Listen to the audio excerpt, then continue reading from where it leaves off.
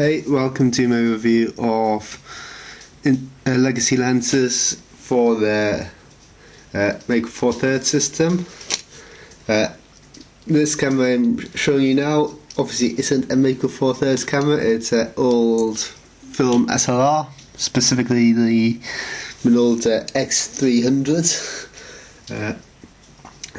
But I am shooting this video on a Make 4/3 camera, the Olympus Pen E-pl1, and I am also using a legacy lens to show how easy it is to use.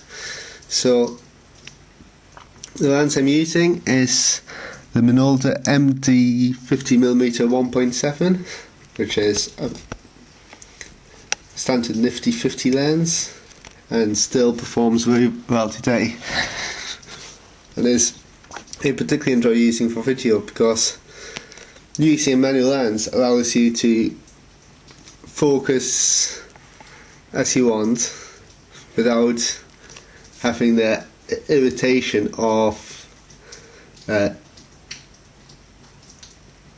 motor noise or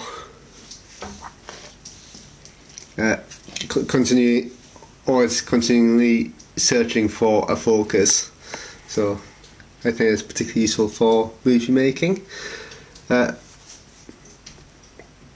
This camera I'm showing you, like I say, is an old film SLR and was supported with the attached lens, which is a Cinegore 80-200 lens, and to be honest, it's awful.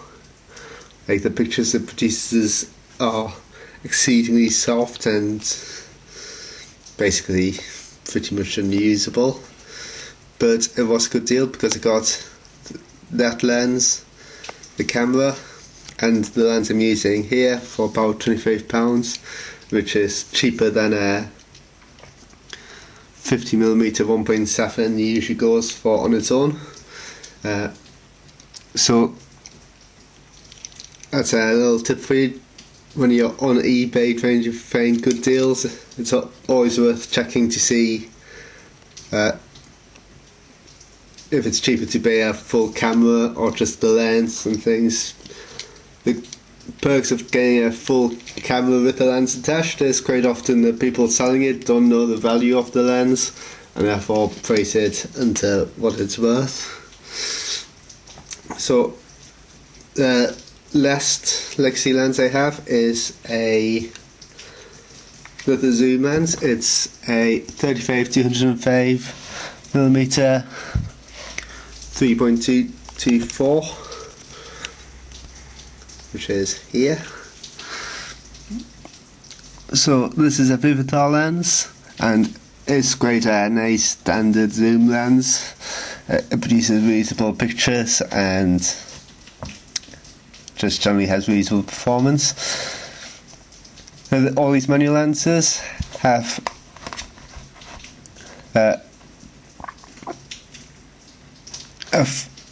aperture ring, which on this camera it's this ring, so you turn it and to change aperture, and then to focus you push and pull it, and then you spin it to focus it. So it's very easy to use. You get full control over the options, you just don't have the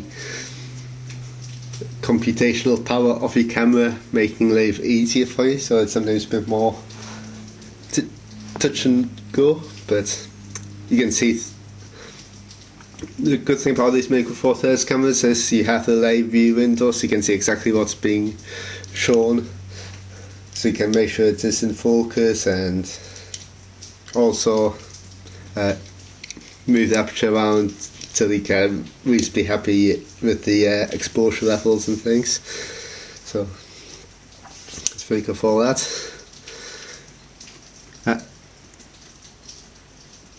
One other thing you need to look for when you get legacy lenses is adapters. I have a Minolta to make a 4/3 mount, which cost me about £10 and is all you need.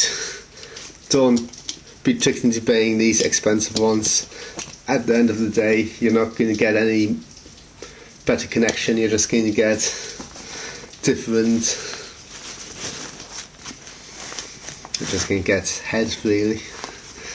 The last thing I have for my legacy system is a couple of other toys. So these are both made by a company called Mechanon, which I have never heard of. And what I have is the Mechanon M1 macro tube, which is just a macro tube and allows you to take macro shots, and the Mechanon 2x converter, which is a teleconverter. Again, these together were about £10. The most expensive thing I've bought was the camera and 2 lenses. The other lens is £10, the adapter is about £10. This macro converter and macro tubes were £10 together. So it's very legacy lenses are something you can do very cheaply. If you want to spend more, spend more. If you want to buy some top of the range lens, buy it. But if you don't, just get a cheap lens and play around with it. You're probably not going to use legacy lenses all the time because you do lose your autofocus, you do lose some control, but on the other hand it's cheaper, so it's swings and roundabouts really. So, basically that's all I have to say. Like I say, this video is being filmed with a legacy lens, a 50mm 1.7, and you can see these lenses still perform well. You still get a nice bokeh and stuff with your shots, and this video is done at low quality, but you can still see that it's perfect for video because you can do that quickly refocus without, well, not that quickly, without having to having the lens more to keep whirring and also searching for the focus point. And last thing I want to say is, apologies if you get some noise in the video, but it is raining great heavily outside, as you can see,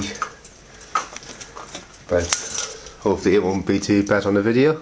And I think that's all I have to say. If you have any questions about using legacy lenses, please leave a comment and I'll try and answer them for you.